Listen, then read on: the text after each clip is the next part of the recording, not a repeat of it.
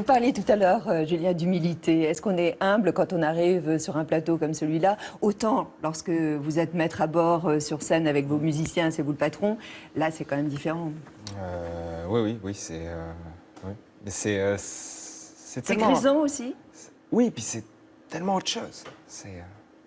On s'adapte on essaie de rentrer discrètement dans un cadre.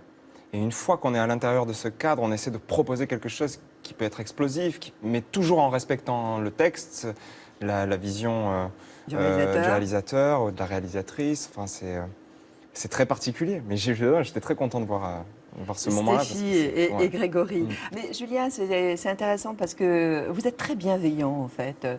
Bon, les gens sont bienveillants avec vous, mais vous savez, on partage aussi Oui, les valeurs. bien sûr. Donc, vous êtes bienveillant. Mais est-ce que parfois vous avez des coups de gueule est-ce Bien que vous sûr. pouvez être autoritaire, cassant? Autoritaire, c'est compliqué, mais déjà, concernant la bienveillance, enfin, on est dans une époque où la bienveillance des artistes est toujours liée à un soupçon. Enfin, si on essaie de parler de sa vérité, de sa vision des choses, Ça paraît s'il quoi? y a une quelconque envie de soulever quelque chose de l'ordre de l'amour, d'un sourire, un échange, immédiatement on est taxé d'un soupçon, assez cynique d'ailleurs.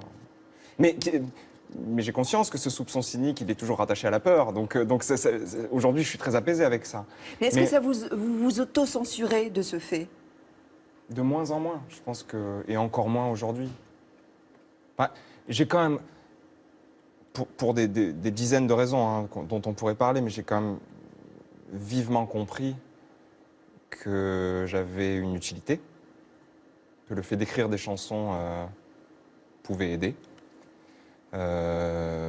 Aider même fortement dans certaines vies, à certains moments, et que j'ai aucune raison finalement de condamner cette ambition, de me dire j'ai cette chance de pouvoir écrire des choses, et en plus il y a un lien, il y a quelque chose qui est joli, qui existe, quoi.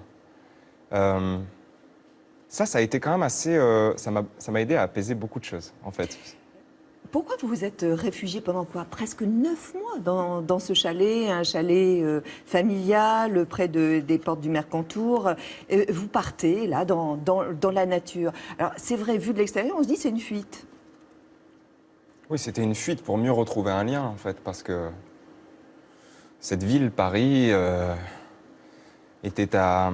enfin, c'était une époque très particulière, enfin, C'était juste prégnant. après Les attentats. les attentats. Moi, en plus, j'avais terminé ma tournée déjà depuis plusieurs mois, et j'avais besoin d'altitude pour voir venir les choses, essayer d'être un peu au-dessus de la brume, quoi. Voilà. Essayer de comprendre tout ça. Et effectivement, le fait de me retrouver au départ un petit peu seul avec certaines choses qui m'entouraient, qui étaient 1000 fois plus puissantes que moi, ça m'a aidé à comprendre que effectivement le lien avec les autres est une évidence et est fortement nécessaire dans ma vie. Mais c'est un va-et-vient. J'ai besoin de cette solitude qui m'amène vers l'autre. J'ai toujours besoin de ce va-et-vient-là. Vous parlez beaucoup d'amour. C'est une sorte d'ode aussi à l'amour. Quel amoureux vous êtes, vous? Vous êtes un être très passionnel? Oui, c'est-à-dire le cœur est brûlant, mais en même temps, pour moi, la passion doit être, comment dire, euh, toujours portée par quelque chose de joli, j'allais dire, et de doux, en fait. Par exemple, Mais- l'amour-possession, vous redoutez. Voilà, c'est ça. C'est-à-dire que j'ai beaucoup de mal avec un espèce de cercle un peu classique dans lesquels parfois les couples se mettent. Très convenu. Convenu, de par parfois même une engueulade absolument nécessaire, enfin, une non-confiance, une jalousie absolue. Enfin, tout ça, ça m'effraie beaucoup. En fait. Et vous craignez, vous, de vous engager?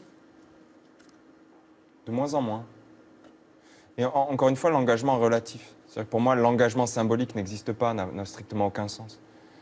Je ne crois pas forcément aux valeurs du mariage, par exemple. Je pense qu'avoir un enfant avec quelqu'un qu'on aime ou qu'on a pu aimer, c'est 1000 fois plus fort qu'une symbolique une symbolique qui pourrait être celle du mariage, mais c'est un exemple. Ou sous un même toit. Ou sous un même- Vous avez déjà Exactement. vécu sous un même toit? J'ai déjà vécu sous un même toit 2 fois, c'est un échec total. Mais effectivement, effectivement par exemple, ce que vous venez de dire, l'espèce de symbolique du même toit, oui, je trouve ça ridicule. C'est-à-dire qu'en fait, le même toit pour un couple qui pourrait avoir un enfant, pour être ensemble, c'est finalement fait pour rassurer les autres.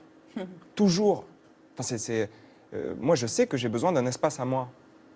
Et je suis sans doute un bien meilleur amoureux quand j'ai un espace à moi duquel je peux me déplacer, évidemment, mais je ne vois pas en quoi la naissance d'un enfant ou même une relation solide empêcherait cette façon de vivre.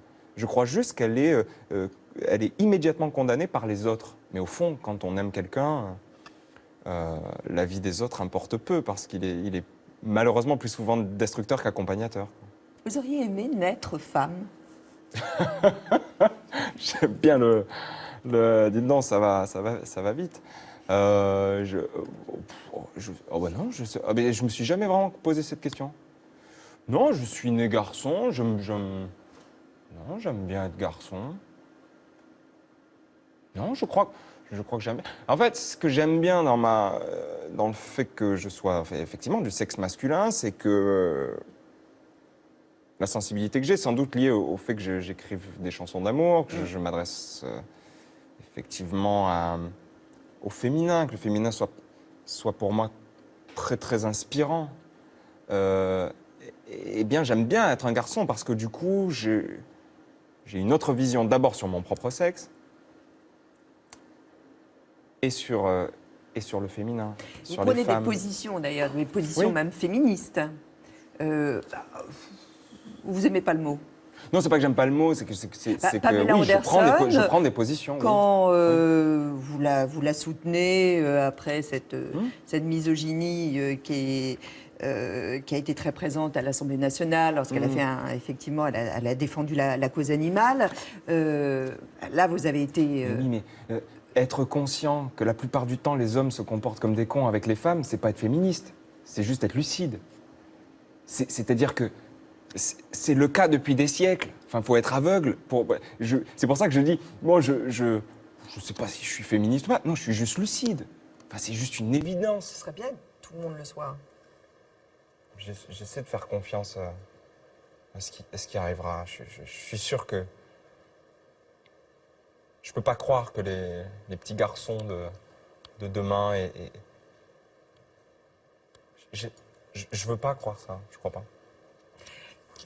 Vous l'avez rencontrée comment alors du coup, Pamela, parce qu'elle est dans votre clip, Oui. le lac, on la voit apparaître à la toute fin. Le tournage a duré une journée.